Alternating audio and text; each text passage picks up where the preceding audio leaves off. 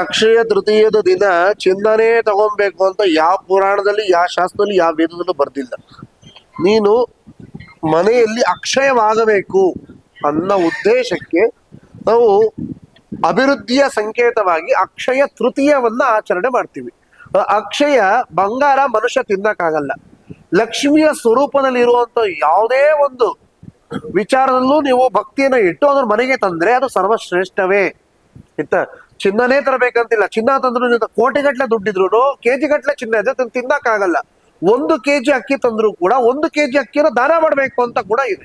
ನೀನು 10 ಗ್ರಾಮ್ ಚಿನ್ನ ತಂದ್ರೆ 10 ಗ್ರಾಮ್ ಚಿನ್ನ ದಾನ ಮಾಡ್ಬೇಕು ಅಂತಿದೆ. 1 ಗ್ರಾಮ್ ಚಿನ್ನ ತಂದ್ರೆ 1 ಗ್ರಾಮ್ ಚಿನ್ನ ನಿಶಕ್ತನಿಗೆ, ರೋಗಿಷ್ಠನಿಗೆ, ಕಷ್ಟದಲ್ಲಿದ್ದವನಿಗೆ, ನಿಜವಾಗ್ಲೂ ಸಮಸ್ಯೆ ಯಾರಿಗಿದೆ ಅದರಿಂದ ಅವನಿಗೆ ಏನೋ ಒಳ್ಳೇದಾಗತ್ತೆ ಅಂತಂದ್ರೆ ಅದನ್ನು ಅವನಿಗೆ ಕೊಟ್ಟಾಗ ಆ ಭಗವಂತನ ಮುಖಾಂತರವಾಗಿ, ಅವನ ಮುಖಾಂತರವಾಗಿ ನಿನ್ನ ಕರ್ಮ ತೀರತ್ತೆ. ದಾನವನ್ನ ಮಾಡ್ಬೇಕು ಅಂತಿದೆ. ಚಿನ್ನ ತಗೊಂಬಂದ್ ಮನೇಲಿ ಹಾಕೊಂಡು ನೆಕ್ಲೆಸ್ ಹಾಕೊಂಡು ಫೋಟೋ ಹೊಡೆಯೋದ್ರಿಂದ ಅಕ್ಷಯ ತೃತೀಯ ಆಗೋದಿಲ್ಲ. ಚಿನ್ನ ತಗೊಳಕ್ ಆಗಲ್ಲ, ಬಹಳ ಕಷ್ಟ ಇದೆ ಏನೋ ಅಂತವ್ರು ಲಕ್ಷ್ಮೀ ಸ್ವರೂಪದಲ್ಲಿರುವಂತ ಯಾವುದೇ ಒಂದು ವಸ್ತುಗಳನ್ನು ಮನೆಯಲ್ಲಿ ತಂದು ಮುಸ್ಸಂಜೆ ಹೊತ್ತಲ್ಲಿ ದೀಪವನ್ನ ಹಚ್ಚೋದನ್ನಿಟ್ಟು ಮನೇಲಿ ಪೂಜೆ ಮಾಡಿದ್ರೆ ಸರ್ವವೂ ಮಂಗಳವೇ. ಅಕ್ಕಿಯನ್ನು ತರಬಹುದು, ಬೆಲ್ಲವನ್ನು ತರಬಹುದು, ಅರಿಶಿಣ ಕುಂಕುಮವನ್ನು ತರಬಹುದು, ಅರಿಶಿಣದ ಕೊಂಬನ ತರಬಹುದು.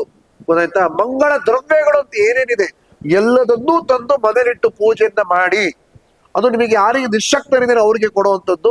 ಇಲ್ಲ ನಿಮ್ಮಲ್ಲೇ ಇರುವಂತ ಯಾರು ಸುಮಂಗಲಿಗೆ ತಾಂಬೂಲವನ್ನ ವಿಳ್ಳಿದ ಅಡಿಕೆಯನ್ನು ಕೊಟ್ಟು ಆ ಮಹಾಲಕ್ಷ್ಮಿಯನ್ನ ಧ್ಯಾನಿಸುವಂಥದ್ದು, ಪೂಜಿಸುವಂಥದ್ದು.